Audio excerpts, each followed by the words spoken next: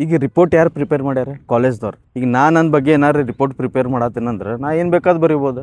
ಅದ ಸೇಮ್ ಥಿಯರಿನ ಇಟ್ಕೊಂಡು ಇವ್ರು ಏನು ಮಾಡ್ತಾರೆ, 95%, 60%, 70% ಏನು ಕ್ಲೇಮ್ ಮಾಡ್ತಾರಲ್ಲ, ಅದ್ರೊಳಗೆ 2 ಪಾಯಿಂಟ್ಸ್ ಅದಾವೆ. 60-70% ಐತಿ. ಈಗ ಅದು ಹೆಂಗೆ ಪರ್ಸೆಂಟೇಜ್ ಅವ್ರು ಡಿರೈವ್ ಮಾಡ್ತಾರೆ, ಅದು ಹೆಂಗೆ ಅವ್ರು ಪ್ರೆಸೆಂಟ್ ಮಾಡ್ತಾರೆ ಅಂತ ಹೇಳ್ತಾರೆ ನೋಡ್ರಿ. ಅವ್ರು ಏನು ಮಾಡತ್ತಾರಂದ್ರೆ, ಯಾರು ಎಷ್ಟು ಮಂದಿ ಸಿಲೆಕ್ಟ್ ಆಗ್ಯಾರಲ್ಲ ಇಂಟರ್ವ್ಯೂಗೆ, ಅವ್ರ ರೇಷಿಯೋನ ತೊಗೊಂಡು ಪ್ರೆಸೆಂಟ್ ಮಾಡತ್ತಾರೆ. ಬಟ್ ಎಷ್ಟು ಮಂದಿ ಆ್ಯಕ್ಚುಲಿ ಜಾಬ್ ಮಾಡತ್ತಾರ ಅಥವಾ ಯಾರಿಗೆ ಎಷ್ಟು ಮಂದಿಗೆ ಆ್ಯಕ್ಚುಲಿ ಜಾಬ್ ಸಿಕ್ಕೈತಿ ಆದ್ರೆ ಇವತ್ತು ಡಿಸ್ಕ್ಲೋಸ್ ಮಾಡಕ್ಕೆ ಹೋಗಂಗಿಲ್ಲ.